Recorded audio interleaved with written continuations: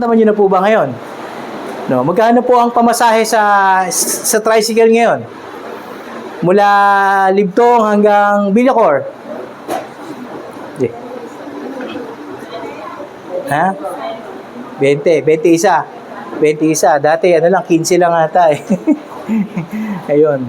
So kami po ginagawa ko naman dahil kung 40 ginagawa ko na, sinasakto ko ng 50 para may konsiderasyon, hindi panghinaan ng loob yung tricycle driver. At ang mas matinding tinamaan po ngayon ng pagtaas nga ng gas na yan, yung mga jeepney driver, yung mga gumagamit ng diesel, yun, sila Bishop. Dati sila Bishop, Bishop, magkano po yung gas? Dati, mula ro, papunta rito. O, mura lang. Ngayon, mahal na. Mura pa rin. Optimistic si Bishop, no? Yun. So, nung Friday, tanong ka sa kanila, paano mo haharapin? Ano dapat maging stand mo sa ganitong sitwasyon? Bilang isang mananampalataya, ano dapat na maging stand natin? Ano dapat na maging kaisipan natin sa mga ganitong sitwasyon ng buhay? Ayan. So, mamaya, talakayin po natin yan siguro. Anyway, tayo po ay manalangin. Dakilang Diyos, amang banal sa pangalan po ng aming Panginoong Hesus. Kami po, Panginoon, ay sumasamo at nagpupuri, nagpapasalamat sa iyo, Panginoon. At Lord, sa buong sanlinggo kami yung iningatan. At muli, Panginoon, ang aming paanan ay yung idinako sa iyong lugar ng panambahan, Panginoon. Pinahintulutan mo na kami magising sa umaga, masilayan ang liwanag ng pag-asa. Kaya nais po namin naman na sa oras na ito, huwag itong masayang. Madinig namin ang iyong ipinasasabi, Panginoon. At dalangin po namin na maisabuhay po namin ito, mai-apply po namin ito sa aming buhay. Tulungan niyo po ako bilang iyong lingkod na pinahintulutan mong tumayo, bagamat hindi karapat-dapat, nawa po, Panginoon. Ako po yung samahan at ang iyong salita, Panginoon, ay maibahagi ko sa bawat isa, Panginoon. Lord, dahil sa iyo, dahil lamang sa iyo, at hindi sa ano paman, Panginoon. Salamat po, Diyos. Idinedeklara ko po ang katagumpayan ng gawain na ito. Sa iyo po, Banal na Espiritu, patuloy niyo po kaming samahan at mangusap ka sa bawat isa. Sa pangalan ni Jesus. Amen. Praise God. Okay. Ang ating pong tema this April is Beyond Hope Beyond the Grave, So meron pong binigay na topic sa akin si Bishop at anong inaaral ko po ito ay talagang medyo tinitingnan ko yung sarili ko na sobrang napakapalad ko. Yan, sobrang napakapalad ko dahil kinahabagan ako ng Panginoon. Hindi ko sukat akalain, mga kapatid, na darating ako sa point na sa ganito magsasalita na kung lilingunin ko yung pinagdaanan ko sa nakaraan,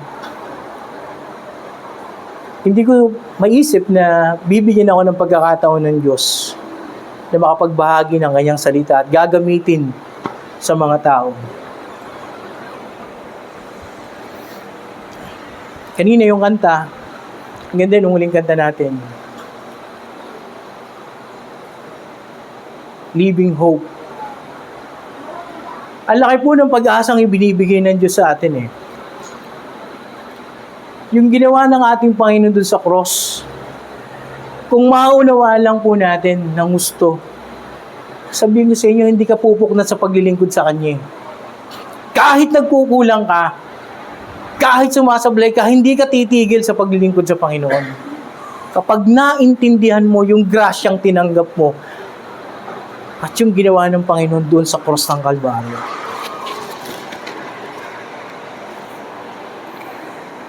Yung topic po na ibinigay sa akin ni Bishop, Resurrection and Present Reality, Present Day Reality. And Resurrection and Present Day Reality, o yung pagkabuhay at ang realidad ngayon. Ano yung connection nito sa buhay natin ngayon? Ano yung realidad ng pagkabuhay ng Panginoon itong panahon na to? kumusta po tayong mga mananampalataya? Taas nga po ulit yung kamay ng nabautismuhan na sa tubig. Lahat po tayo. Nanay Adiling, nabautismuhan na po kayo? Hindi pa. Sa susunod po na sasama ko po kayo. Arkila po ako ng isang ikaw lang lalagyan natin. Joke lang. Ba't hindi nasama si Nanay Adiling? Okay. Okay lang, Nay. Sa dagat. Sa dagat daw po. Sige po. May naka-schedule na po next year. Sige ha, dagat ha. Okay. Anyway, mga kapatid, sabi po ni Jillian, ano ba yung resurrection? Yan. Tinignan ko, merong isang mananampalataya na nagsabi sa katauhan ni saan ko itatapat to? Tiyung! Saan ang on? Gilid on. Ito? Pero yung mic? Ayun. Naka-on na. Okay. Tiyung! Pa! Cheese! Yan. Sabi po ni Jürgen Moltmann, ang resurrection daw, ang pag-asa para sa muling pagkabuhay ng katawan ay hindi lamang pag-asa para sa oras ng kamatayan. Ito ay isang pag-asa para sa lahat ng oras ng buhay. Sabi niya, para sa lahat ng oras ng buhay mula sa una hanggang sa huli. Yun daw yung resurrection. Yan. Kaya may binigay pong teksto si Bishop. Tingnan po natin, sa Romans chapter 6, verse 4 to 12. Sister! Para naalala ko sa Spider-Man, hindi niya mapagamit yung niya eh.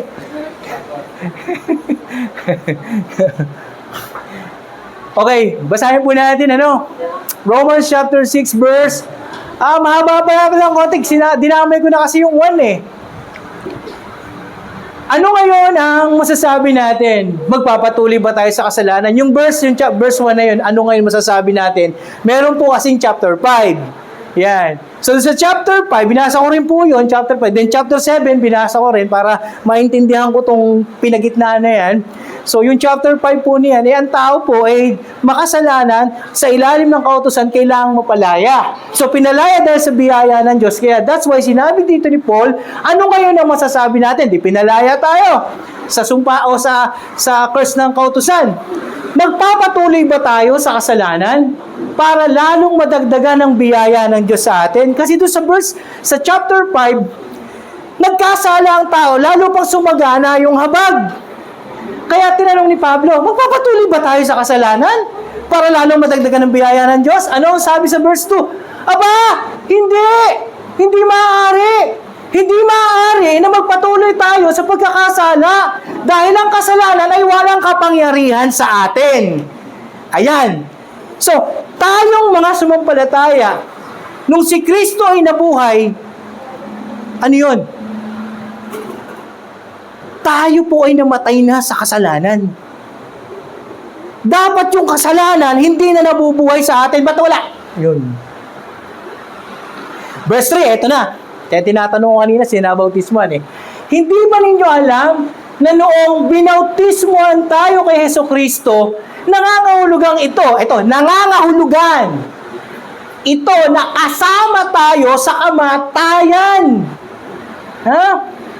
Kaya, noong bautismuhan tayo, verse 4, tayo, hinighlights ko kaya nung nabautismuhan tayo, namatay tayo at inilibing na kasama niya. So, yung paglubog mo sa tubig, di ba, hindi lang basta nilubog ka lang, mga kapatid. Hindi tayo nagbaptize, bautismuhan tayo, hindi para lang publicly na ipakita na religious na tayo. No, hindi. Malalim. Seryoso, mga kapatid. Ang ibig sabihin ng pagkakabautismo sa atin. Nung inilubog ka, nung ikaw, hindi ka pa inilulubog, may luma ka pang pagkatao, nung inilubog ka, binalawa ka sa tubig, nung inihahong ka, ano katunayan nun? May bago na po tayong pagkatao. Ayun no, sa verse 4, newness. Kaya nung binautismohan tayo, namatay tayo at inilibing na kasama niya. Hindi ba si Kristo namatay at inilibing? Kaya hindi matingnan si Lord Jesus nung kanyang Father nung nasa cross.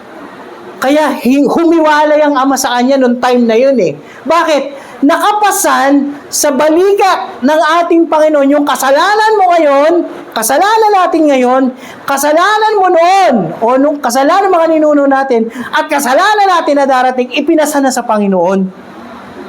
Lahat yun, pati nagagawang pagkukulang, nandun na, binayaran na ng ating Panginoon. So, pasan-pasan niya, dala-dala niya na yon, pati kapangyarihan ng kasalanan. Take note, ba? Kung paano binuhay muli si Kristo sa pamamagitan ng dakilang kapangyarihan ng Ama, tayo rin mamuhay sa bagong buhay, o sa English, newness of life. So, ano ang point? Pag binabasa ko to, tinitingnan ko pa rin sarili ko, inilalagay ko sarili ko doon. Binautismohan ako. Ano pa yung mga bagay na pinamumuhay ko pa na dapat ko na hindi pamuhay?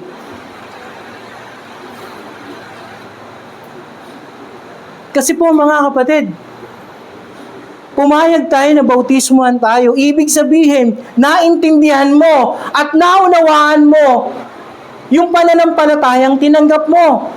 Na nung nanampalataya ka sa ating Panginoong Kristo, hindi ka na mabubuhay sa dati mong pagkatao. Tama, mali. Mga kapatid, medyo sasalungat po, o sasalungat talaga, kung matapos nating sumampalataya, tapos walang nagbago sa ating buhay. Mamaya may bibigyan din po ako dun sa binigay ni Bishop na topic. Meron po 5 puntos na ninilay-nilay doon. Tinignan ko po sa Bible. Kinuhanan ko po ng mga supporting verse. So, hindi po pwede, nananalig ka lang tapos okay na. Dati, nung mga unang mananampalataya ng time, na mga baguhan pa kami, lagi kong tinitindigan, pananampalatayang ligtas ka na. Pero along the way, na lumalakad po tayo sa pananampalataya, yung tinatawag ng mga theology na easy believism, yung madaling paniniwala, sablay po yun. Yung easy believism, hindi ko na isulat na Hindi po pwede na sabihin natin, pananampalataya lang, langit ka na. Ang mga theologian po, ganito ang salita nila, faith and evidence. Faith and evidence. Bakit? Ang isang tao sumampalataya kay Kristo, may ebidensya na siya ay nagbago ang buhay. Amen? So, yung mga makikitid ng pag-iisip, nami-misinterpret minsan si Bishop, kasi nababanggit niya yun faith and evidence. Akala ng iba, ang tinuturo ni Bishop, o tinuturo ng mga theologian ay, faith and works, you are saved. Mali! We are saved through grace. The root of justification is by faith. Yes. But the fruit of justification, o yung bunga ng pananampalataya, dapat nakikita sa ating mga sumampalataya. Amen. Iyon po dapat ang nakikita sa atin. May bunga po ng pananampalataya ang pagsampalataya natin kay Kristo. Bakit? Dahil patay na nga tayo sa kasalanan. Ibig sabihin, yung dati mong pagkatao, dating ginagawa mo na ganito, wala na ngayon. Ay, parang sasalungat tata pag nakikita nyo, tumatayo ako rito, tapos nabalitaan nyo, may nakita nyo, nahuli nyo si Kuya, bali may babae. Patay na. Ay, paano kung nadaanan ko lang yun, nakiangkas lang sa akin? Oh, wait daw. Tatawa tuloy sila. Ay, hindi mo na ako si Kuya Raymark. Doon talaga, dulo nun kay Kuya Raymark. Hindi mga kapatid, seryoso, mahirap po kasi. How can you stand you are Christian? Ang daling sabihin, I am a Christian. I'm a born again. Pero taliwas po sa nakikita sa buhay po natin. Amen, ano? Pag po tayo mananampalataya, dapat po tayo liwanag. Dapat po may nakikita sa atin example ng at least man lang, hindi man maging perpekto, yung kawangis ang ginagawa ng ating Panginoon Kristo. Amen po. Verse 5, at kung nakasama tayo sa kanyang kamatayan, tiyak, ito raw, na mabubuhay tayong muli. Tulad ng muli niyang pagkabuhay. Ayun, nakakita, nilagyan ko ng highlights dun. Nilagyan ko ng open and close parents. Assurance of salvation. So, ibig sabihin, yung evidence nung ikaw ay nanalig at talagang totoo na namatay na hindi na tayo nabubuhay sa dati nating pagkatao, meron talagang assurance of salvation. Amen po. Meron talagang katiyakan ng kaligtasan, assurance of salvation. Verse 6, alam natin, highlights ko, alam natin, alam daw na ang dati nating pagkatao, ay ipinako na sa krus kasama ni Kristo para mamatay. Yan. Kaya, hindi na tayo dapat alipin ng kasalanan. Sapagkat ang taong patay na ay malaya na sa kasalanan. Yung patay na hindi sabihin patay ka na. Ibig sabihin yung taong wala na. Hindi ka na pinaghaharian ng kasalanan. Dati sisindi-sindi ka, ngayon hindi na. Dati, lagi ka naman ng tagayan, ngayon hindi na. Di ba bro? Alex, di ba?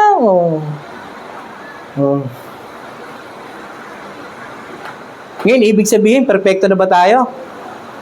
Hinihingi ba dyan, perfecto tayo? Kailangan ba maging perfect tayo?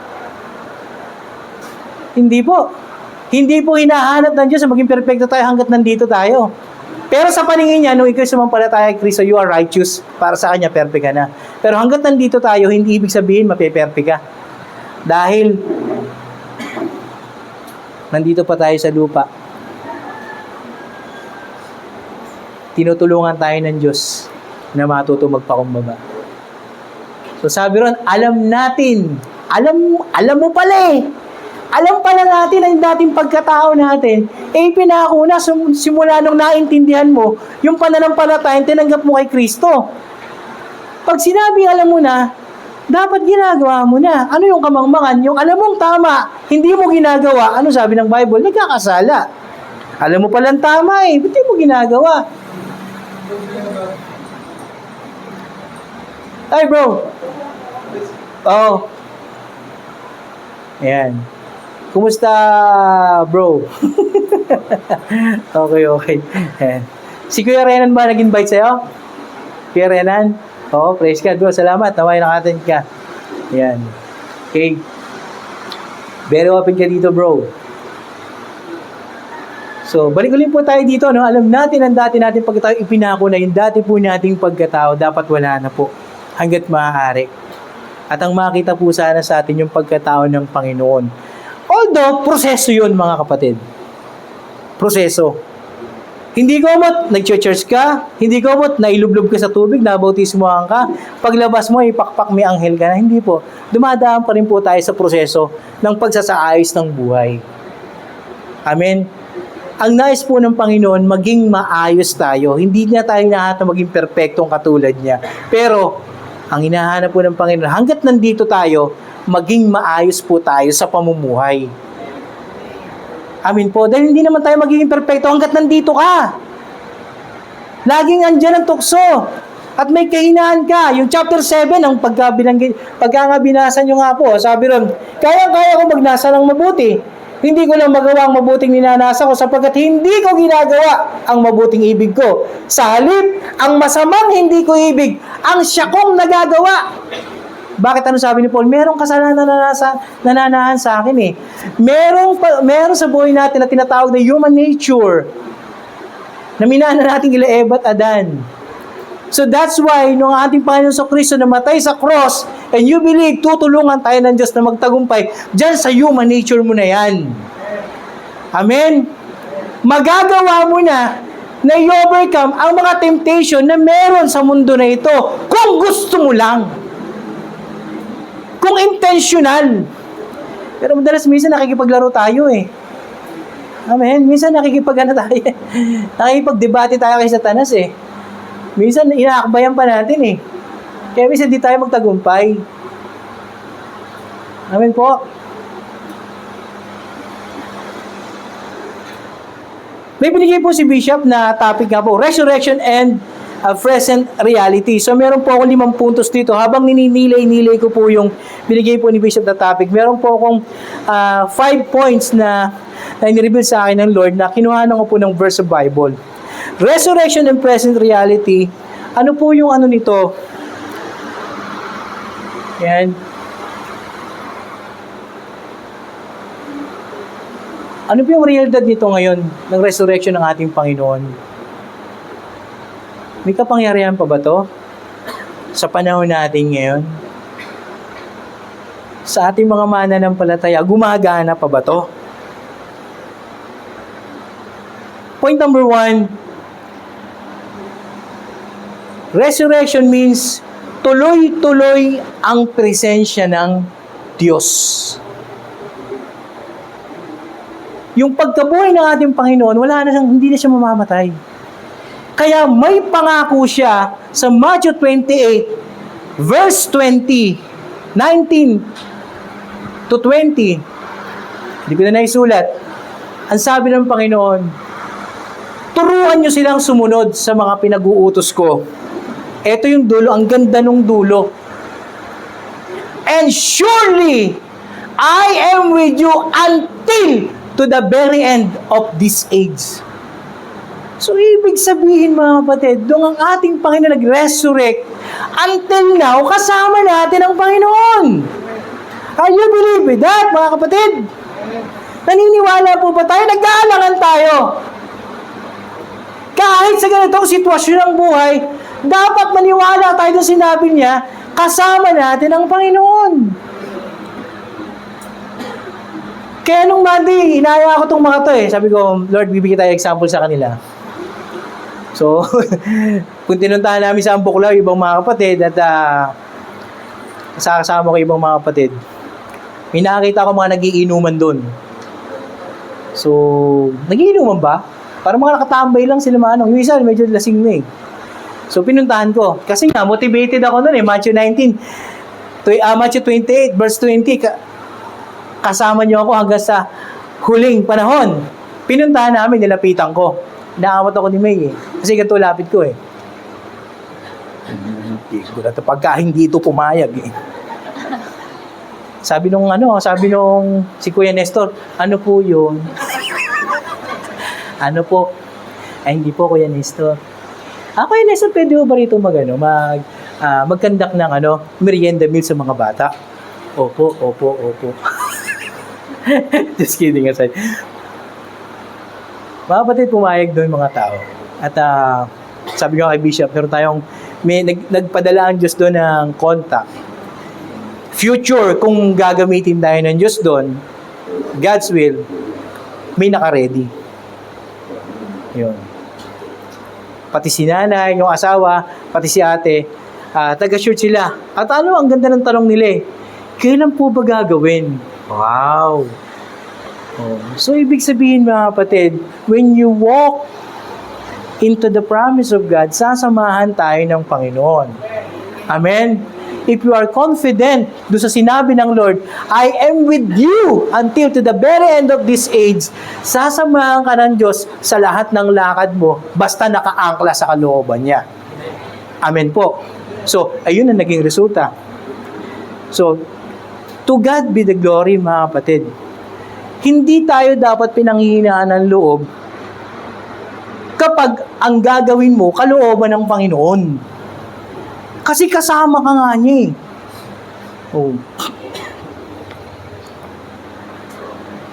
Many times na ginawa ko na rin yan sa mahabang paglilingkod ko sa Panginoon. 18 years sa paglilingkod sa Diyos. Never po kong sigla ng pag-aalinlangan pagdating doon. Ako na nag-i-initiate. Minsan pupunta ako sa isang parang tunnel. And this glory to God. sinasamahan po tayo ng Panginoon. Bakit? Gusto kong taglayin sa buhay ko yung pagkamatay ng Panginoon. Dahil yun ang pangako niya. Yung pagkabuhay niya, iyon ang pangako niya. Kasama niyo ako hanggang sa katapusan ng mundo. Yan. At kahit wala siya rito physically, hindi naman niya tayo iniwang mag-isa. Di ba? Anong pangako niya sa John chapter 14 verse 15? Hindi ko kayo iiwang mag-isa. Mga kapatid, kung tinanggap ng mga apostol ang Espiritu ng Panginoon, tayo mang mga sumampalataya, tinanggap din natin ang Holy Spirit. So that's why, kaya hindi tayo nagagapi basta-basta ng mga sanhi ng pagkakasala. Nagagawa nating lumaban, nagagawa nating i-resist dahil sa Holy Spirit na mayroon tayo nung ikaw ay sumampalataya at nabautismo ka sa pangalan ng Panginoon. Amen? So kaya, ang resurrection, tuloy-tuloy yan na pagsama ng Panginoon sa atin. Pangako niya yan. Especially sa panahon na to. Huwag puro takot. Huwag tayong tumulad sa mga hindi na nanalig sa Diyos na nakadepende lang sa yaman nila. Kaya ngayon, ano nangyayari? Prostrate. Nasira yung negosyo, hindi may biyahe, walang kawalan ng pag-asa. Why? Because nakadepende sila doon sa sarili nilang lakas eh. Nakadepende sila doon sa kung anong meron sila. Pero ikaw naman nananampalataya, ang dinedependihan mo ang Panginoon. Mahirap man o madali ang buhay, nakadepende tayo sa Diyos. Amen po. Second point is, resurrection o muling pagkabuhay, taglay nito sa present day natin until now, kalakasan at pag-asa. Yan. Number 1, tuloy-tuloy na presensya ng Diyos. Number 2, kalakasan at pag-asa. Until now, bigay sa atin ng Panginoon. 1 Corinthians 15:58. Yan. Babasahin ko lang po. Isang mabilis lang. 15:58, okay. Sabi po rito, kaya nga, ito, sinasabi niya sa mga taga-Korinto, mga mananampalataya na, mga kapatid, ine-encourage si Pablo. Kaya nga, mga minamahal na kapatid, magpakatatag kayo at huwag manghina sa inyong pananampalataya. Ito na.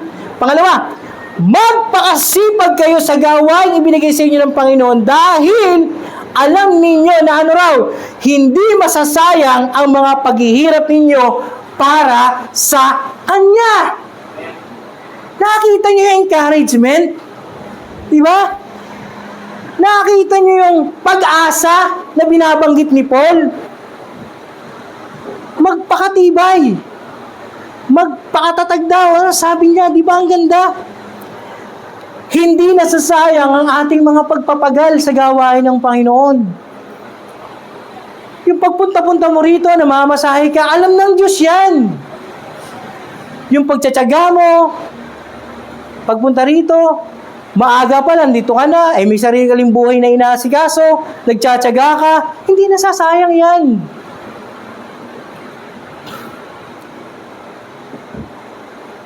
Yung itutulog mo na lang, mananalangin ka pa, hindi nasasayang yan. Yung ipapahinga mo na lang, pupunta ka pa ng prayer meeting, hindi nasasayang yan. Yung gusto mo, magpapahinga ka sa hapon, pag Miyerkules, pero pupunta ka rito kasi may gawain. Nandiyan si Bishop, galing pa ng San Mateo. Hindi nasasayang yan. Lahat ng ginagawa natin para sa Panginoon, hindi nasasayang, mga kapatid. Amen.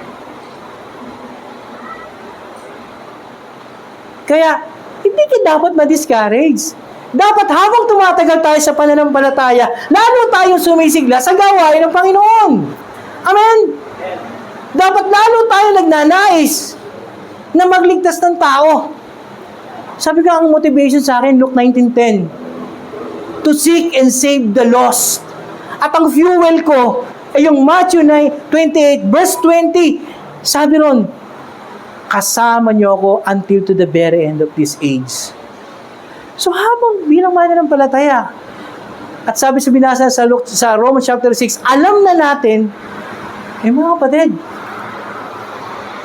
nawa po makita sa atin yung kasigasigan alang-alang sa Panginoon.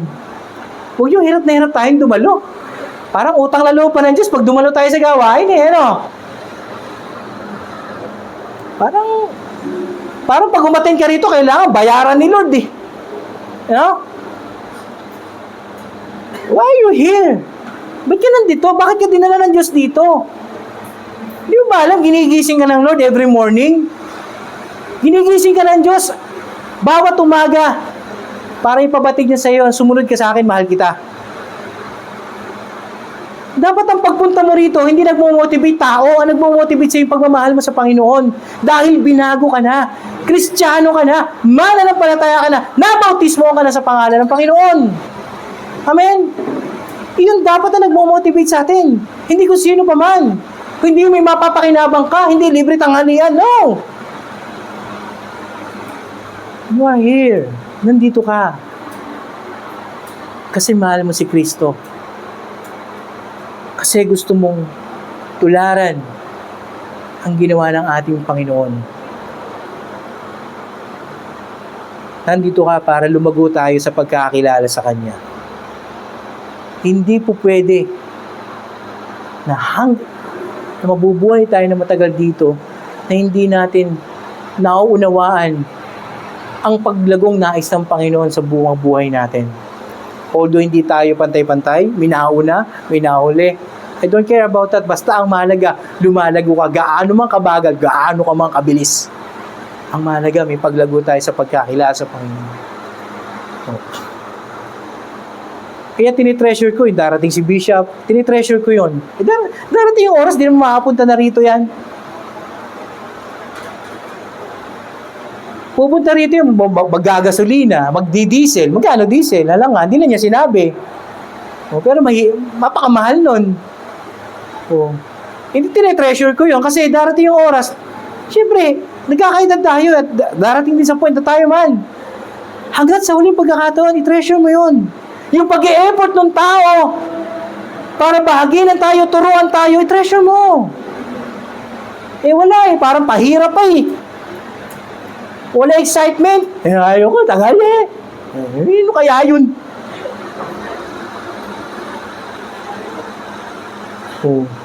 Tagal-tagal mo sa Netflix. Inaabot ka ng madaling araw, alauna. Tapos 7:30 hanggang 9:00. Tagal.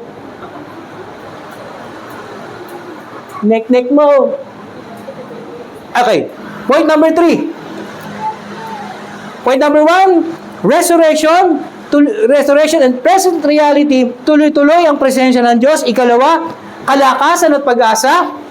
Ikatlo, eto na, pagbabago ng buhay. Na-resurrect ang Panginoon. Kaugnay yun sa pagbabago ng ating buhay. Amen?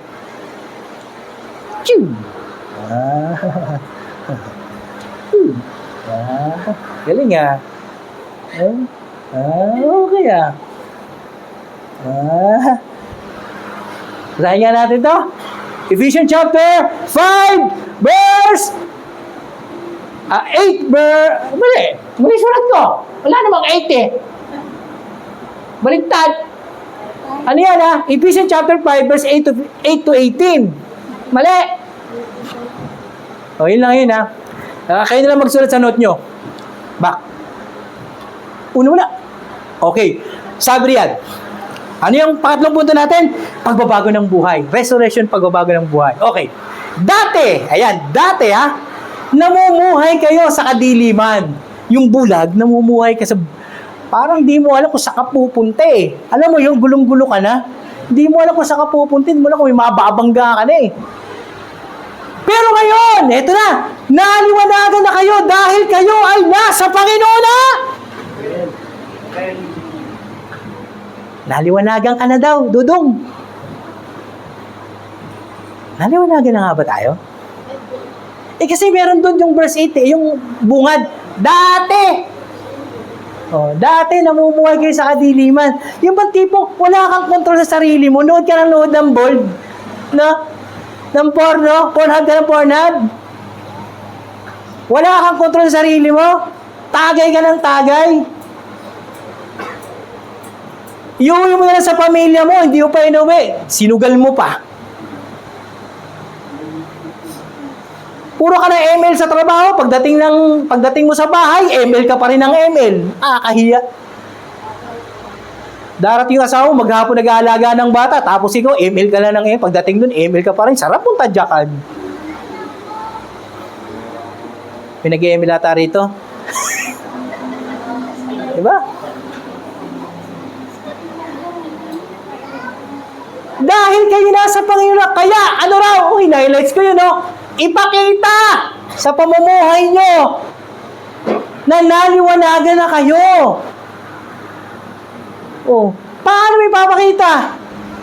Di tanggalin mo yung mga maling nakagisnan mo sa tulong at habag ng Panginoon. Kung ubos ka ng ubos sa oras sa kanunood ng ano dyan, baguhin mo mga kapatid, maglaan ka naman sa pagbabasa ng salita ng Diyos. One time si Paris, siya kasi pumalit sa akin, nakaupo ako doon.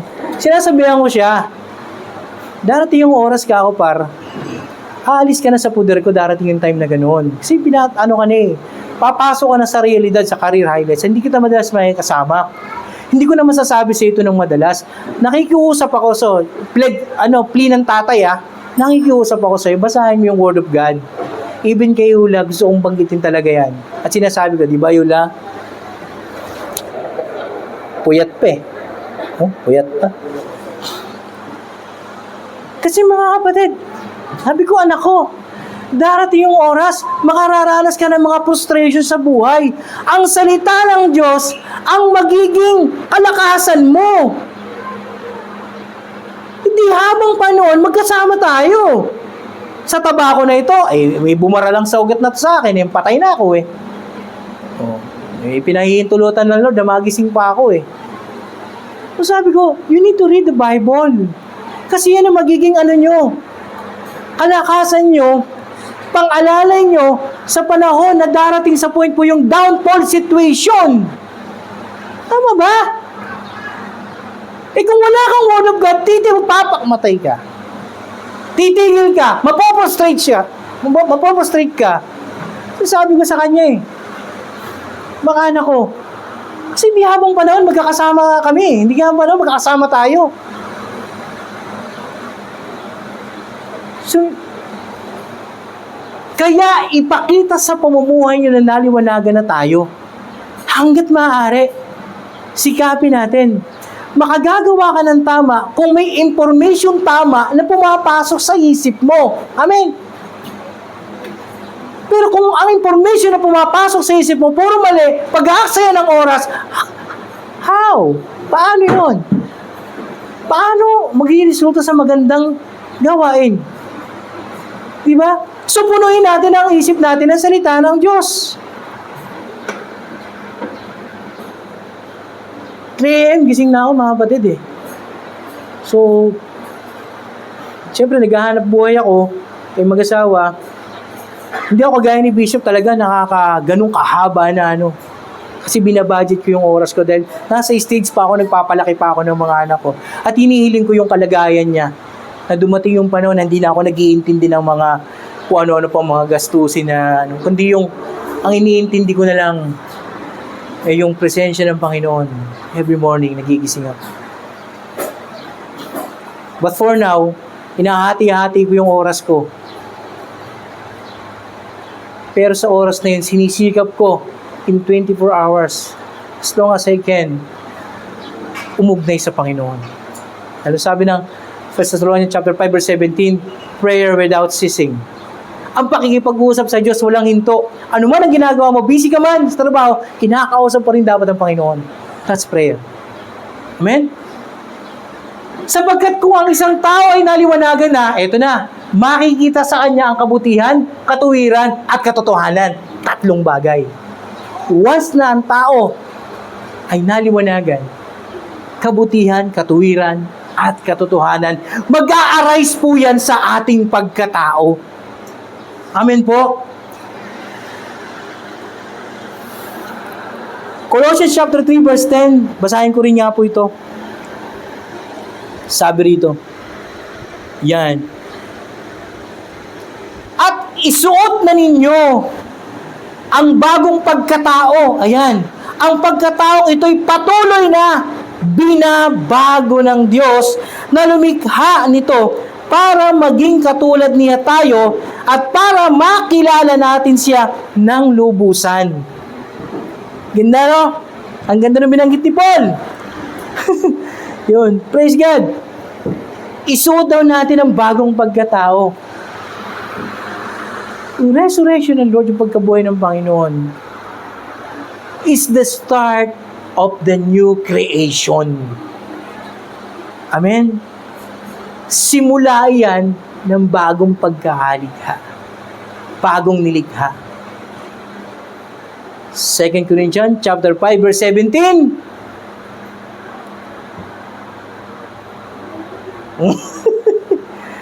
Second Corinthians chapter 5 verse 17. If anyone is in Christ, he is a new creation. The old has gone and the new has come. Ang sino man nakipag-isa kay Kristo ay isa ng bagong nilalang. Wala lang dating pagkatao, siya'y bago na. Kaya nung nag-resurrect ang Lord, yun ang bunga. Kapatid, bago. Bagong pag-asa. Tuwan-tuwa si Satanas. Napatay niya eh. Napatay ni Satanas si Lord sa cross eh. Yari! Yung sangkademonyo nagbubunyi. Napako natin, pre! Yari, pre! Eh, sumigaw si Lord. Tetelestai. Gulat sila. Ano yun? Oh, tetelestai. Ayun. Naganap na. Ano yung sinasabi ng Panginoon naganap na? Tinapos ng Lord ang lahat. Ang lahat na nasa sumpa ng kasalanan, sumpa ng kautusan, pinalaya na ng Panginoon. Hindi si Satanas wala ng pangil sa'yo. Amen? Hindi ka na pwedeng basta-basta sakmalin ni Satanas. Bakit? Binayaran ni Kristo yung ginawa mo. Tinapos niya na. Wala nang kapangyarihan ang kasalanan sa buhay mo. Kaya binabanggit ang Romans chapter 6. Pero bakit naman tayo minsan nagkakasala pa? James chapter 1. Anong sabi ng James chapter 1? Dito ata yun. Sa part na yun. Napatatangay ang tao sa sarili niyang pita. At kapag ang pita ay nag-ugat, nagbubunga ng kasalanan. At ang kasalanan, pag nabunga, lumala o lumago, nagbubunga ng kamatayan. May choice tayo mga kapatid. Yes, we are forgiven. Correct? Yes, kasama natin sa Lord. Correct? Yes, nandiyan ang Holy Spirit. Correct? Kasama natin ang Holy Spirit. Pero, may choice ka pa rin. Tingnan mo, hindi tinanggal ni Lord yung choice. Binigyan ka pa rin ng Diyos na pumili ng malaya. Amen? So, i-choice mo yan. Kung pipiliin mo ang lihis na daan, eto. Kung pipiliin mo ang diretsong daan, eto. That's your choice.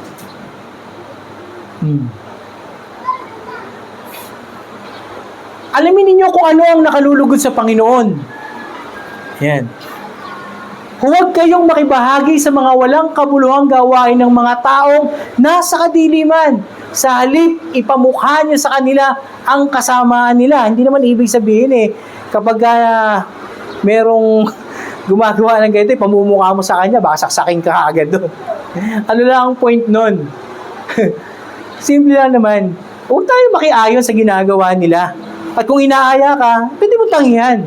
At hayaan mong magkaroon silang kaisipan. Bakit? Dati, si Kuya Bal, pag inaaya akong tumagay, hindi tumatanggi. Ba't yung tumatanggi na? O yun. Mag-iisip na yun. Pero may pagkakataon, kailangan mo sabihin sa kanya, mali ka. Don't do that. Sometimes you need to rebuke. Lalo na kung tayo mga mananampalataya na, umasa ka na may rebuke. Dahil kung hindi ka re-rebuke, hindi ka titino eh. Alam mo, mali ang pinagagawa mo. Gusto mo pa, hintayin kang ma-rebuke. Well, eto, ibibigay ng Diyos sa'yo rebuke. Hanggat maaari mga kapatid, ang nais ng Panginoon, mamuhay po tayo ng talagang nakalulugod sa Kanya. Although hindi man madali yun, pero sikapin po natin. Yung mga major sin na ginagawa mo dati, dapat wala na yun. Ang pinagagawa natin. Hindi ka na dapat nagsusugal. Lalo na kung ikaw ay workers, ikaw ay inaasahan na sa church, hindi na dapat sa'yo nakikita yung mga ganong klaseng pamumuhay. Amen po ba? Dahil hindi naman gumagamit ang Diyos ng marumi. O doon sagana ang habag niya. Kaya hanggat maaari, makita na sa atin yung larawan ng Panginoon. Hindi man tayo maging katulad talaga ni Lord ng gusto, pero yung maayos na pamumuhay makita sa atin. Kaya nga, walang napupulaan. Hindi tayo perpekto, pero walang maipupula sa pamumuhay mo. In general. Hindi yung pag nakita ka, ito na naman. Nasisira yung pagka dumating ka eh. Dapat hindi ganun eh. Ang bawat isa sa atin dapat pag-asa ng bawat isa. Hindi kapag dumating ka, sira na naman ang... Ito na naman. Lumitaw na naman ang karakter ni kapatid. Ito na naman. Dapat hindi ganun mga kapatid. Dapat habang tumatagal tayo, natuto tayo na makitungo sa ating mga kapwa mananampalataya ng maayos. Alam niyo, gusto kong karakter ni Lord, relational. Mahusay siya sa pagbuo ng relasyon. Totoo lang. One of my favorite books na binabasa ko noon pa, at least once a month nababasa ko yun, kay John Maxwell na Winning with People. Paano mo iwiwin ang ganitong klaseng ugali? Marami pa ako sa binabasang mga libro din. I don't care kung ano to yan. Sinasala ko. Ang ganda ng pananaw niya doon. Si Lord mahilig sa tao. Kung ikaw ay leader, dapat mahilig ka rin sa tao. Kasi yung Diyos natin mahilig sa tao eh. Gusto niya makipagrelasyon sa atin. Gusto niya makipagrelasyon sa tao. Dahil meron siya sa tungkulin to seek and save the lost. Dapat tayo mga mananampalataya na de-develop sa atin yung relational skill. Isang oras kitang makasama, sasabihin ko sa iyo, magkakasundo tayo. Biyaya po ng Diyos. Alam na asawa ko yan. Kahit pinakamabangis na liban na lang kung talagang ganyan ang karakter mo. Pero tsaka makakasundo kita. Bakit po? Mahalaga po yung maayos na pakikitungo. Yung skilled ka sa pakikipagkapwa sa tao. Bakit? Dala mo nga si Kristo eh. Dapat matutunan natin yun. Pa-appreciate mo kahit na ginawa niyang mabuti. Appreciate mo. Maliit lang. Si Brave kagabi, nagulat ako, nagmamap eh. Minayday ko nga. Natuwa ako eh. Minamap niya yung okay ah. Ina-appreciate ko yun. Tapos hinalik-halikan ko. Sabay hingi ng palabok, Jollibee. We need even a small amount of good na ginagawa ng kapwa mo. Appreciate mo. Buti nga nagsisikap eh. Buti nga pinopost yan. Word of God na. Dati ang pinopost yan, puro kalokohan. Buti nga, yan ang ginagawa niyan. Huwag masyado i-criticize. Kasi kung lagi may i-criticize, manghihina yan. Mali mo, kinakausap na ng Diyos. Ikaw naman, criticize ka ng criticize. Buti nga, nagpost na ng ganun. Grabe, nagpo-post siyang ganun ha. Mamaya, tatagay naman. So, we need to appreciate sometimes yung kahit na yung tao to sa tingin mo parang walang pagbabago, pero pag may nakita kang ginagawang tama sa kanya, appreciate mo. Mag-thank you ka na kay Lord. Buti nga, ganyan ang ginagawa eh. Buti nga, uma-attend eh. Yun. Nakakahiyang banggitin man lang ang bagay na ginagawa nila ng lihim, pero kung pagsasabihan nyo sila sa masasama nilang ginagawa, malalaman nilang masama ang kanilang ginagawa, ang kanilang mga gawa. May tao po? Pwede naman natin pagsabihan, pwede naman po nating paalalahanan ng maayos.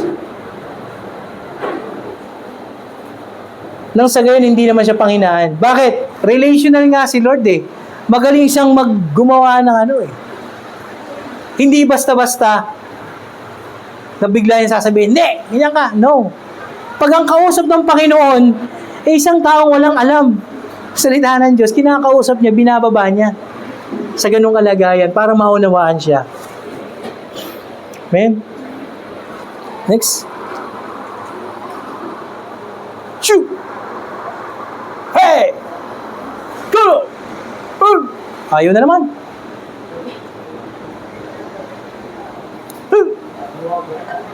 Yun. Sapagkat maliliwanagan ang lahat ng naaabot ng liwanag ng katotohanan. Kaya nga sinabi, gumising ka, ikaw na natutulog! May natutulog ba rito? Wala, nagising eh. Bumangon ka mula sa mga patay at liliwanagan ka ni Kristo. Ayan. May maraming ang sinasabihan niyan, mga tagay-peso, mga Kristiyano na yan, mga kapatid. Minsan tayo mga Kristiyano, nakakatulog tayo. Hindi na tayo kumikilos ng ayon sa kalooban ng Panginoon. Pare-pareho tayo minsan. Nalilingat, nai-sleep. Kaya nga, mag-ingat kayo kung paano kayo namumuhay. Huwag kayong mamuhay tulad ng mga mangmang, kundi tulad ng marunong nakakaalam ng kalooban ng Diyos. So, take care of what you are living. Paano tayo namuhay? Ingatan natin yung pamumuhay po natin. Bilang mga mananampalataya, make it careful hanggat maaari po. Hanggat maaari. Ingatan po natin. Kasi taglay natin, dala-dala natin yung mabuting balita. Si Kristo ang dala-dala natin. Ngayon, hindi naman tayo makakaiwas eh. You cannot please everybody. Tama? Kasi kahit anong tamang ginagawa mo, may masasabi pa rin yung tao. Tama? Parang birthday lang yan. Naganda ka ng konti, sasabihin siya ng kapitbahay mo, konti naman. Naganda ka ng marami, hindi naman masarap. Wala kang tulakabigin eh. Hindi ba?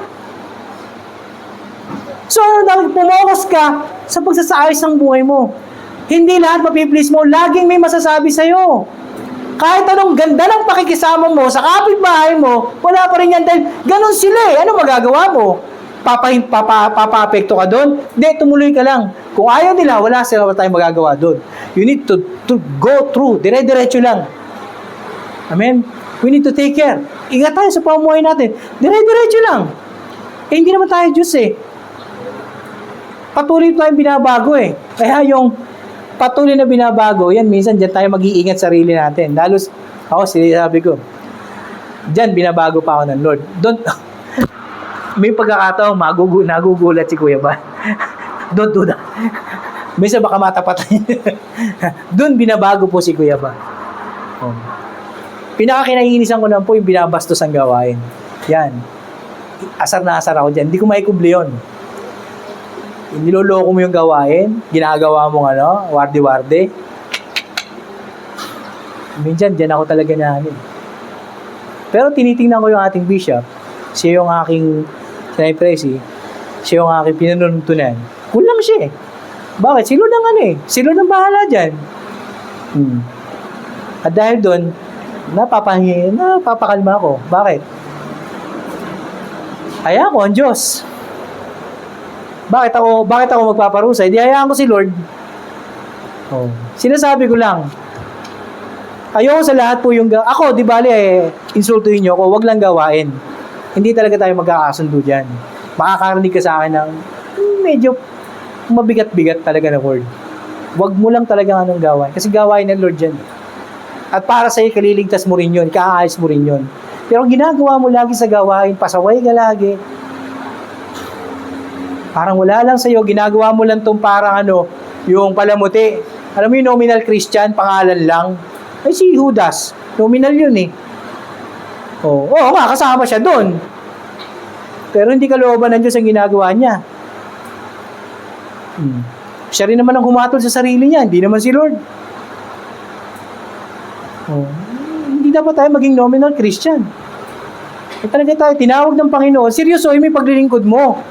Huwag mong hintayin ang Diyos, pitiking ka, bago ka magpakatino. Amen? Ayusin natin yung paglilingkod sa Panginoon. Nandito ka na rin lang naman, ayusin mo na, tinuan mo na yung lakad mo. Magpalago ka naman sa karakter, sa ugali, sa pakikitungo, sa pakikisalamuha sa kapwa mo, sa pangunawa sa kahinaan ng kapatid mo. Baka naman, palago naman tayo. Amen po ba? Huwag kayong magpakamangmang kundi alamin ninyo kung ano ang kalooban ng Panginoon na gawain niya, na gawin ninyo. Huwag kayong magpakamangmang kundi alamin niyo kung ano ang kalooban ng Panginoon na gawin ninyo. Yan. Yung kalooban ng Lord. Ano kalooban ng Lord? Isipin natin kung anong makabubuti. Kung anong makabubuti sa kapwa mo, sa ikalalakas niya, gawin mo. Sa pagpapatuloy niya, gawin mo. Pero sa ikaliligtas niya, ikatututo niya, pagsabihan mo. Kasi delikado yan eh. Kung hindi niya hihintuan yung kalokohan niya, at hindi mo pagsasabihan, baka ikaw ano ni Lord.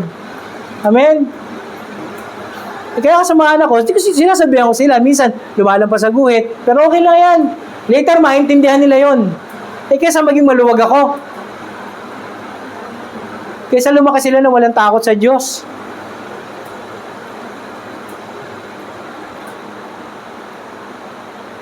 Yung huli, maganda. Huwag kayo maglalasing dahil nakasisira ito sa maayos na pamumuhay. Sa halip, hayaan ninyo na mapuspos kayo ng banal na espiritu. Huwag daw maglalasing, mga kapatid. Ibig sabihin, huwag kang inom. Tama ba? Ano ba, wag iinom o wag maglalasing? Pag naglasing ka, may kasama ka. Pero pag uminom ka ng konti, wala namang masama. Depende kasi mga kapatid eh. Depende ako paano mo ginagawa isang bagay. Halimbawa, uminom ka. Ano ba intensyon mo? Maglasing? Pero kung iinom ka dahil medication, kagaya nung payo sa amin nung nagpa-medical kami ni Ate Ina, kuya, ano sabi sa eksakto, kuya, inom ka rin. Shot ka rin po ng konti ng alcohol. Para po yung metabolismo, pati yung mga bakterya, wag naman yung dadalasan.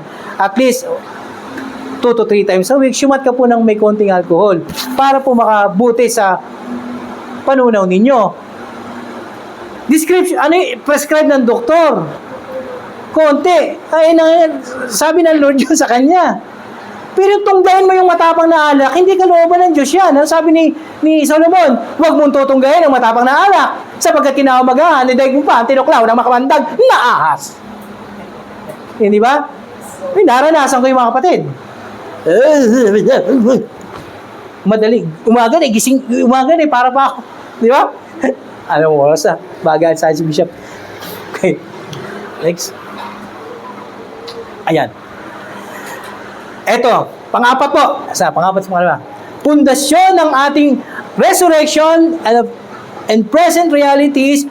Number 1, tuloy-tuloy ang presensya ng Diyos, kasama natin ng Panginoon. Number 2, kalakasan at pag-asa natin ng Panginoon.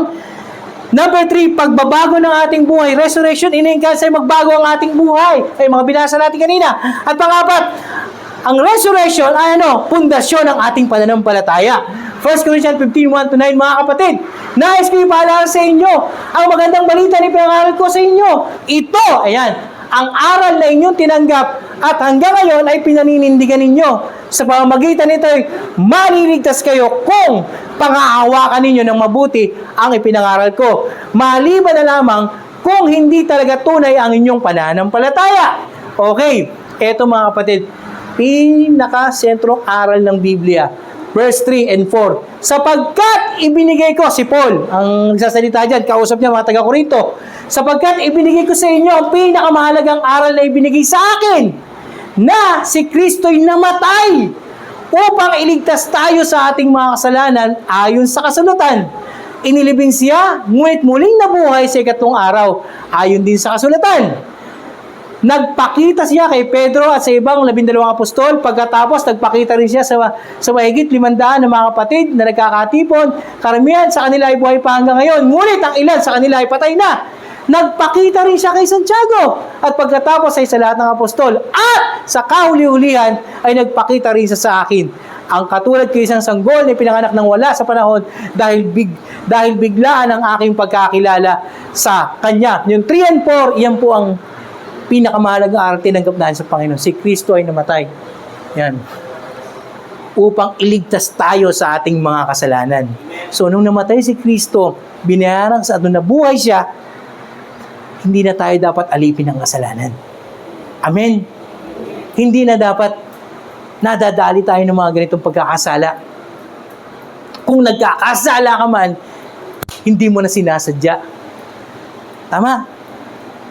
Hindi yung dating sinasadya mo pa intentional na wala kang pakialam. Ngayon, nagulat ka, nagkamali ka, humingi ka ng tawad kay Lord. Lord, sorry. Sorry po, Lord.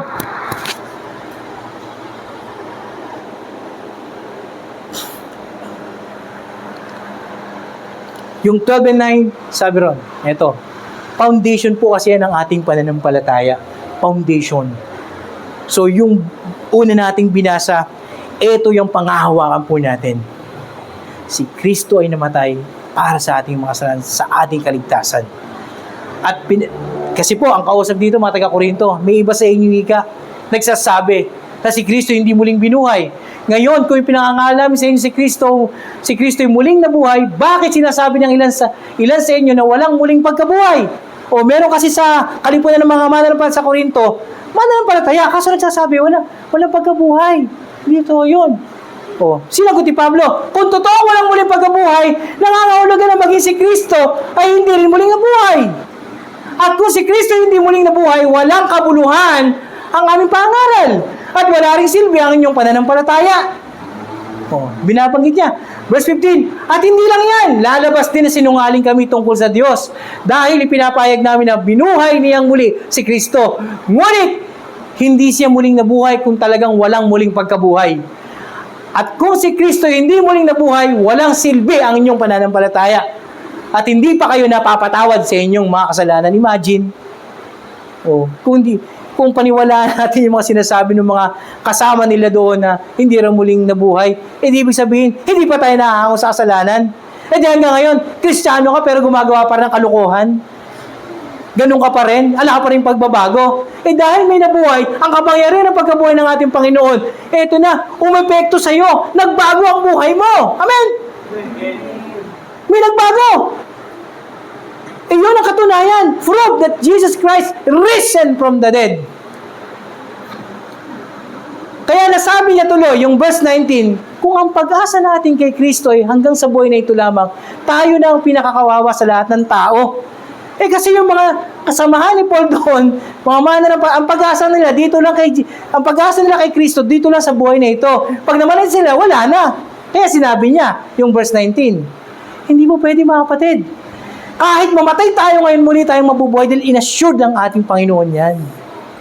Maaaring titiis ka ngayon, naghihirap ka, nagdudusa ka, nagtsatsaga ka, kapos ka sa pera, pero tanda mo, may katapusan yan. Hanggat nasa kamay ka ng Panginoon, kasama ang Panginoon, magtatagumpay ka. Magtatagumpay tayo. Kaya hindi ka dapat, glory to God, panghinaan ng loob. Number 5, panghuli, resurrection and present day reality, meaning overcoming fear. Yan. Overcoming fear o yung pagkatakot, mga kapatid. 1 Corinthians 15:51. Nandiyan na rin nata yun. Ay, wala.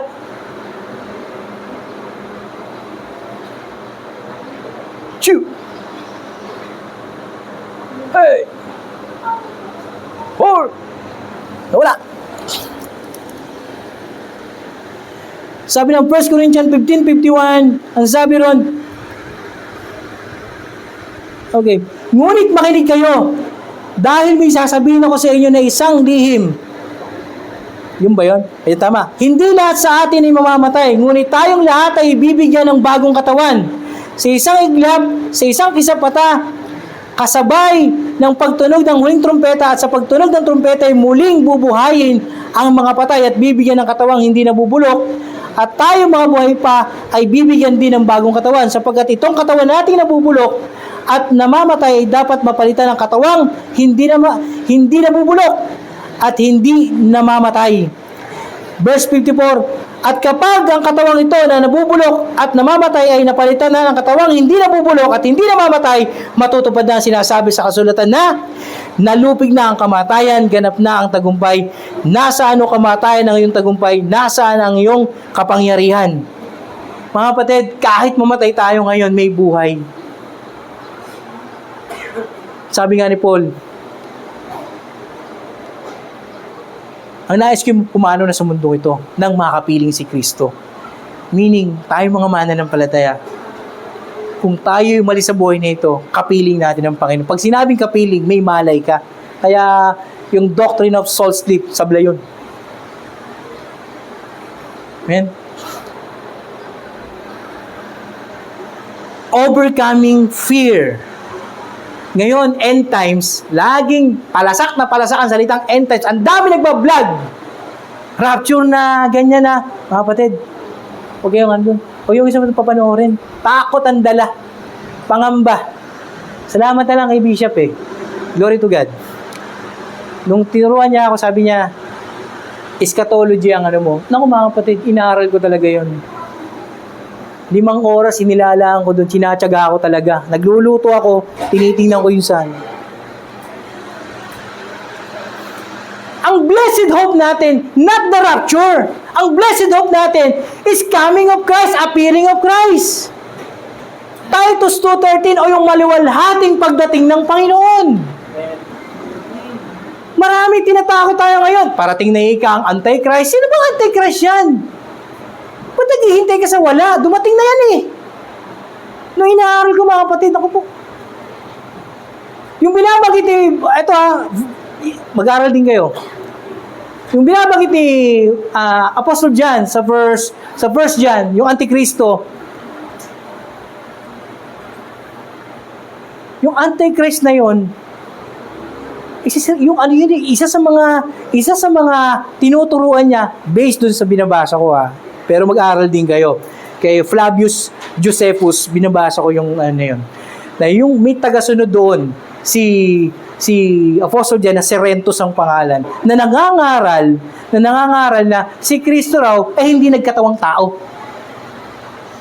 Kaya pinangalan niya, yun ang Antichrist. Binigyan din niya.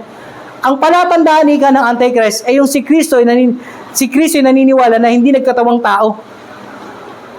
Si Kristo ay nagkatawang tao. Diyos na nagkatawang tao. Marami kapatid, lalo na sa panahon natin, na ginuguluhan na ng tao. One world government. Saan yun? Paano mangyayari one world government? Sino yun? Biblical ba yun? Sasalungat yun sa Isaiah 9:6. Na ang Panginoon mismo, nung ipapanganak dito, maghahari, magpulang hanggan. Ipapatong sa balikat niya ang gobyerno. Prinsipe ng kapayapaan. Sino sinutukoy mo na one world government leader? Kung minsan, tinatakot tayo, kahit Christian vlogger pa yan, sometimes, nadadala tayo sa ganun. Darating ang Panginoon. Sure yun. Ang kailangan natin gawin, maghanda tayo. Panatilihin nating maayos ang relasyon natin sa Diyos. Kesyo may rapture pa yan, or kung sino pa magdarating na yan, ang mahalaga, maayos tayo ang relasyon natin sa Diyos. Safe na tayo dun. Kaya sabi ko ng prayer meeting, safe ka na eh. Ba't ba iniintindi mo yun? Safe na tayo. Whether mangyari man yan o hindi, safe na tayo. Bakit? You are believer of Christ. Yung relasyon mo sa Panginoon maayos, don't worry. Alam ng Diyos yan. Amen po.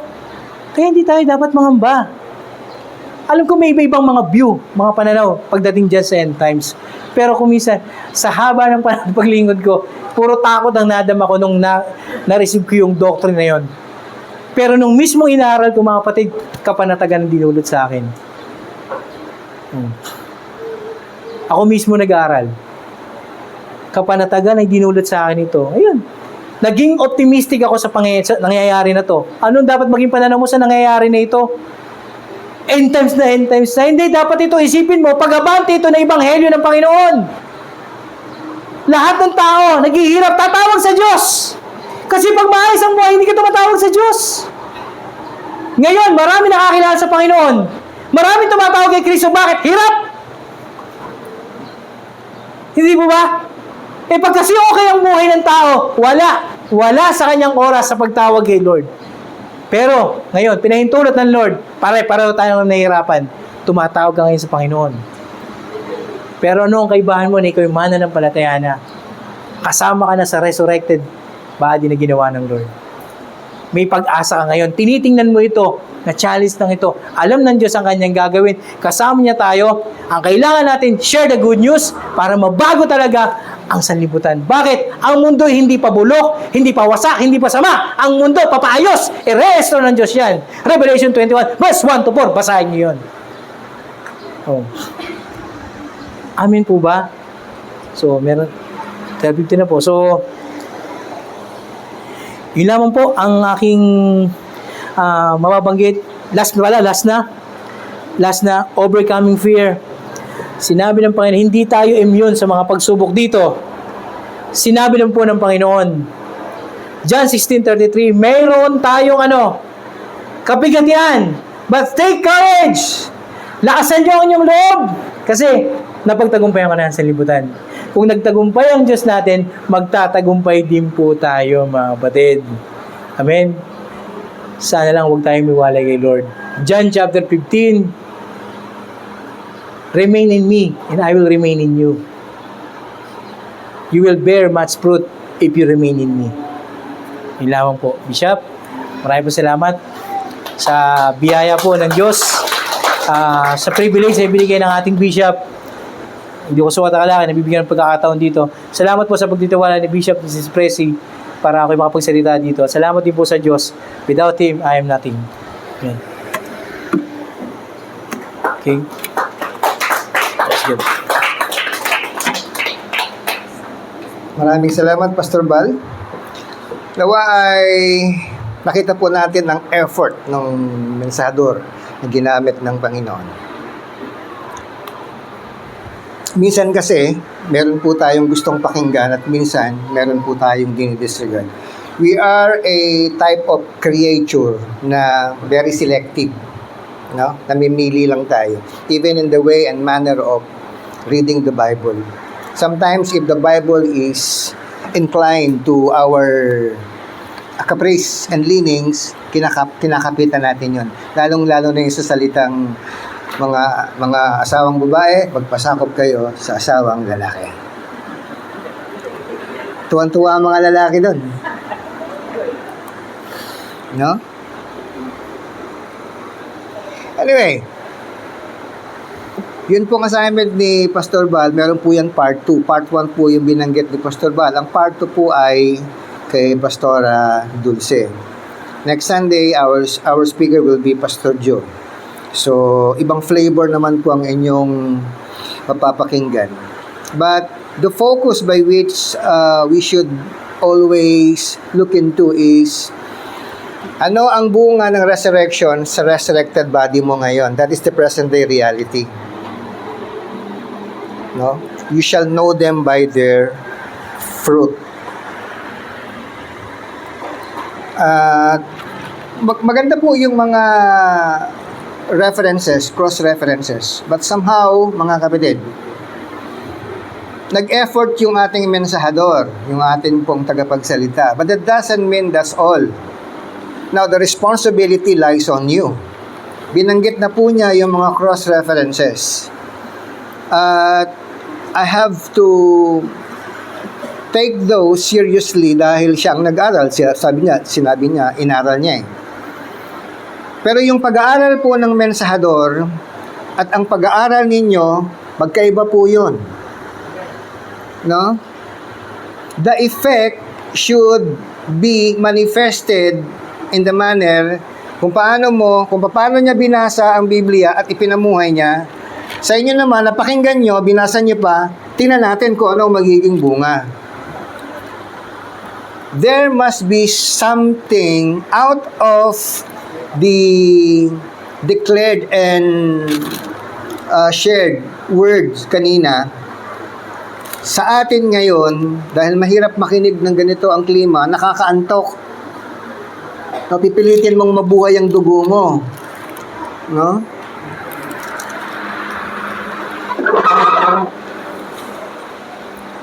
Ayoko talaga ng hangin ng electric fan, naantok ako. At saka nagugulo yung buhok ko. Sabi ng guluhin nyo na yung buhay ko, wag lang yung buhok ko eh. Kokonti na nga, guguluhin nyo pa. Anyway, 5 yung binanggit. 5 yung binanggit ni Pastor Val, no? Yung epekto ng resurrection sa kanyang buhay ngayon base sa kanyang pagkakaunawa, base sa kanyang pag-aaral, mga kapatid. 5 yon. So, ibinahagi niya yung kanyang nalinang. Binahagi niya. Okay? Ang sabi niya, ang resurrection sa makabagong kapanahunan natin ngayon ay ang pagpapakita ng pasensya ng Diyos. Pasensya at presensya. No, wag na muna tayo sa presensya, sa pasensya na lang muna. Kasi yung presensya talagang given yun eh.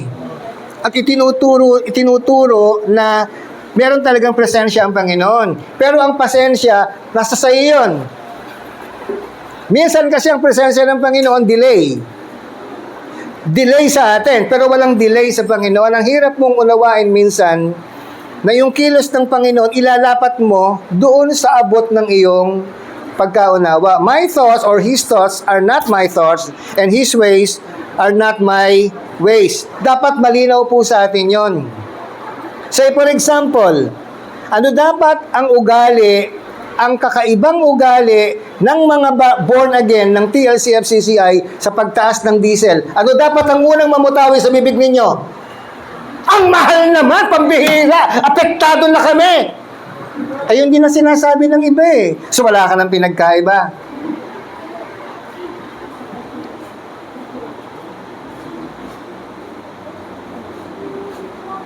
O lahat tayo, di ba? Kaya tinatanong nyo kanina, mahal ba ang diesel? Mura lang. Ay ngayon, mura pa rin.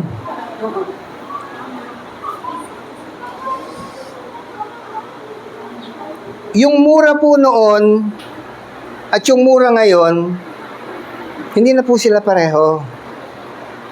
Sa tingin nyo ba hindi na ho tataas ang diesel? Kahit matapos pa yung digmaan yan sa Middle East, mapapunta naman yan sa Front East and then sa End East. Middle pa lang yan eh. O yan, nagkakaintindihan ho tayo. Because sa Revelation 22:11, ang sabi doon, from bad to worse. The Bible is giving you ahead of time how to not just react, but to really observe. The thing that we are seeing right now are just but the reality of what was prophesied even before. Pero bakit off guard po tayo? Bakit nagbibigla pa tayo? Kaya yung salita ng nabibigla, wag mo nang isipin na magiging mabuti yan. Gulatin mo ang isang tao. Anong lalabas sa kanyang bibig? Mabuti sana kung praise the Lord. Ay hindi eh. Nagkakaintindihan ba tayo doon? I need not to elaborate on that. Ano pa yung epekto ng resurrection sa buhay ni Pastor Bal? Meron siyang hope and strength. Meron siyang malalim na pag-asa at meron siyang kalakasan. Magkakaiba po tayo dyan, mga kapatid. Ha? Remember, meron pong unity ang Biblia. May unity ang Biblia, pero ang bumabasa ng Biblia, disunited. Kaya minsan, ang hirap i-reconcile ng disunited sa unity. Now, always remember, if there is a hostility between the Word of God and your opinion, cling to the Word of God, set aside your opinion. Because this is the final authority. Ito po yung penale. Kaya kung ano man ang naiisip ko, ano man ang emosyon ko, ano man yung mga gusto ko pang isipin, Kapag sinabi po ng Biblia, dapat ko munang isang tabi ang akin pong mga pananaw at limiin ko yung katuturan ng Biblia sa akin. Dapat mag-penetrate yung Word of God sa akin. If there is no penetration of Word of God, then I will be just the drifting. No? Lulutang-lutang lang po ako. Brain fog po ako nun. At dapat malinaw po sa ating mga Kristiyano, yung unang binanggit po natin sa 1 Corinthians 15, which is actually the foundation of our faith. Yun po yung gospel eh. Si Kristo ay namatay, si Kristo ay nabuhay, si Kristo ay babalik sa wakas ng panahon. Amen. Amen. Amen. Nung marinig ko yung kantang hindi na ako naalis yun sa utak ko eh. Kinakanta ko, pero hindi ko maipakita sa buhay ko. Alam ko palang darating ang Panginoon, pero anong ginagawa ko ngayon? Naghihintay ba ako sa pagdating ng Panginoon? Am I really preparing for the second coming of God? That is your accountability. Kapag nagparatang ka sa isang tao, hindi yung taong pinaratangan mo ang magbibigay ng pagpapatotoo. Ikaw! Kasi patutunayan mo eh. So pinatunayan mo na si Jesus ay darating, ipakita natin! Andiyan na ba kayo? Parang lungay ngayon na yung mga lig. Amen, Pastor.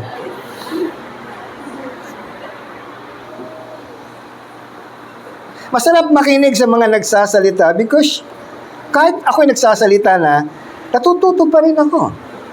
No? Si Josephus Flavius, ang tagal ko nang narinig na yung taong yan, pero ni isang libro, wala pa ako nababasa sa kanya. Si Joseph Estrada meron na, yung Eruption. Alam niyo ba Eruption?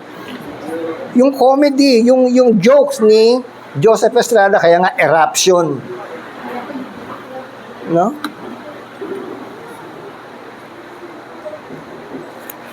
Pero, nais ko lang pong bumalik doon sa Romans chapter 6. Meron lang po akong gustong ipunto doon, mga kapatid, and then mag-wind up na po tayo dahil manananghali na po tayo. At meron pong magpapakain po sa atin yung nagdaos po ng kanyang kaarawan kahapon. Kaya ginugutom ko muna kayo para marami kayong makain. Okay? Ang sabi po ng heading ng chapter 6 ng Roman is, Dead to Sin, Alive in Christ. No? We are a living dead. Saan nyo nakita yon? Sa mga horror. Living dead. Yung mga zombies, di ba? Yung zombies, okay lang pero yung mga sunga, marami ako nakakasalubong sunga. Sunga-sunga ka talaga. Based on the experience, based on the actual encounter of Paul in the Damascus Road, where he is about to drag Christians into the prison and ultimately to kill them, mga kapatid, the Lord intervened. Nang himasok na ang Diyos sa kapakanan ng mga taong hulihin sapagkat wala silang kakayanan o kapangyarihan o kalakasang pagtanggol ang kanilang sarili. Doon pa lang makikita mo na gaano ka-concern si Lord sa iyo. No? Ang sabi niya, why are you persecuting me, Paul? Bakit mo ako pinag-uusig?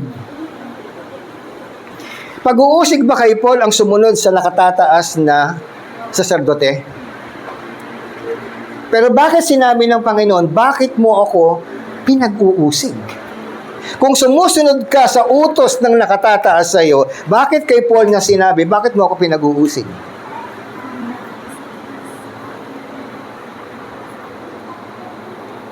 So sa makatwid mga kapatid, doon sa sumusunod sa mga saserdote, sasabihan ka ng Panginoon, bakit mo ako pinag-uusig? Pakinggan nyo to. Doon sa sumusunod, sa nagtanong kay Pablo, tayo na sumusunod kay Kristo, uusigin ka pa rin.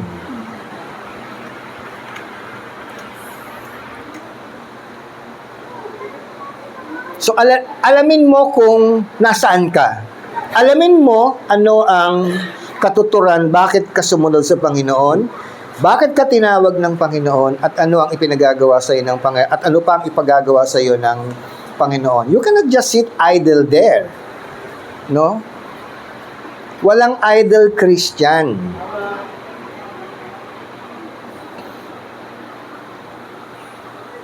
Sabi po ng verse 4, we were therefore buried with Him through baptism into death. No? Inilibing tayo, kasama na tayo sa bautismo ng pagkamatay ni Kristo Jesus. Intindihin mo yon. Kasi buhay ka eh. At hindi mo kailanman nakasama si Kristo sa water baptism. Wala! Ikaw lang ang binautismuhan. Kaya isipin mo rin yung mga sinasabi ni Pablo, dahil itong si Pablo, intelihenteng tao ito eh. Hindi lang ito anointed. Hindi lang ito gifted. This one is also intellectual. Matalinong tao ito. Kaya nga siya pinakamaraming naisulat na aklat or liham. Ginamit ng Panginoon ang mga panulat na yon sa ikalalawak ng kaalaman ng mga Kristiyanong nagbabasa noon at sa nagbabasa ngayon. Sa ikalalawak. Romans 15:4. Everything that is written before was written to what? To give us hope. Pinanggit yun. Hope. And the endurance. Kapag nabasa mo ang Biblia, ano ang susunod na mangyayari? Malalaman kung naintindihan mo ang at naunawaan mo ang pagkakabasa mo ng Biblia dahil susubukin ng iyong pananampalataya, doon makikita ang endurance. Okay? So, Christian must be enduring. Not just endearing, but enduring.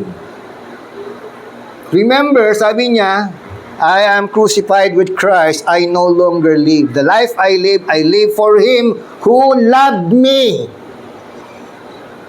Namatay si Kristo, hindi para iligtas ka lang. Namatay si Kristo for one sole purpose, dahil iniibig ka niya to the max.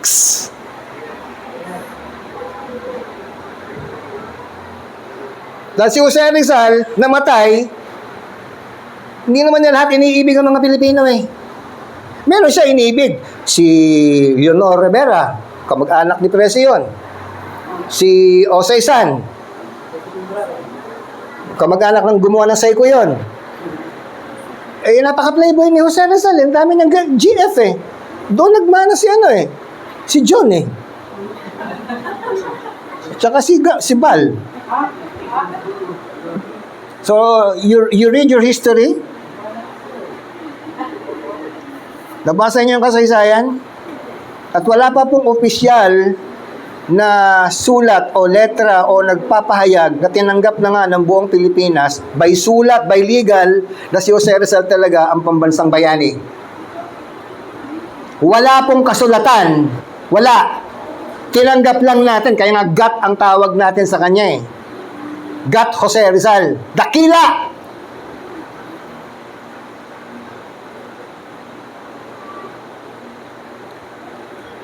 Pero hindi namatay ang mga bayani para iligtas ang buong mundo. Namatay ang Panginoong Hesus, hindi lang para iligtas ang buong mundo. Namatay ang Panginoong sa sobrang pag-ibig. Dahil sabi ng John 3:16, for God so loved the world. Kapag hindi mo maintindihan ang pag-ibig ng Diyos, hindi mo siya ma-appreciate, mga kapatid. There is no way that you can fully understand and fully appreciate the love of God. Especially sa bahay. Ulitin ko na naman.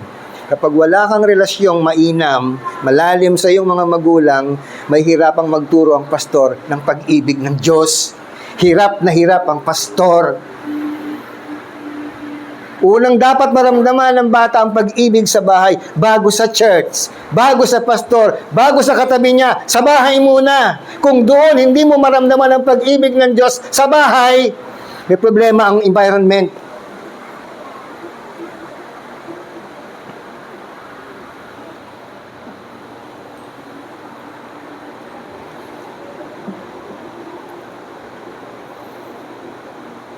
Ulitin ko, we were therefore buried with Him through baptism into death in order that, upang sa ganon, may pattern po ang Biblia. No? Sabi nga ni Pablo, follow me as I follow Christ. That is the pattern. He is just a follower. Imitate Christ. Sa Ephesians chapter 5. So that in order that just as Christ was raised from the dead through glory of the Father, we too may live a new life. So yung pagkabuhay ni Kristo, ikaw ang sasalaminin ng tao. Kasi si Kristo kilala na nila. Ang tao alam na nila si Kristo na buhay. Ikaw ang titignan. Kilala ba kita? Nabuhay ka na ba talaga? Kaya hindi siya ganon kadali, mga kapatid. And remember, ilang disipulo meron ng Panginoon? Ilang apostoles? 12 apostoles. Ilang ugali yon? Yung tayo, mga kapatid. Biruin mo, natagalan ni Kristo yon, mamamatay na lang. Konsumisyon pa? Siguro, magiging topic natin sa mga susunod konsumisyon. O, maiksing pamagat, pero may saltek. May hampas. Konsumisyon. Dapat ang dulo nun, consummation. Ha? From consummation to consummation. Tatawa kayo ngayon. Now, tanungin ko kayo, dito na ako magtatapas. Magtatapos pala, hindi magtatapas. Are you a consummation or are you a consummation? Anong paro-pareho? Ginawang paro-paron. Pagkaiba po yun.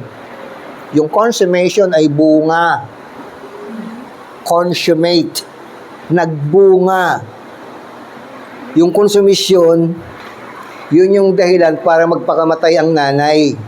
Consummation sa asawa, consummation sa anak. Okay? Ayan, at least natawa kayo, mga kapatid. Therefore, wag po natin kakaligtaan, nakakadalawang linggo pa lang tayo. We have 2 more Sundays.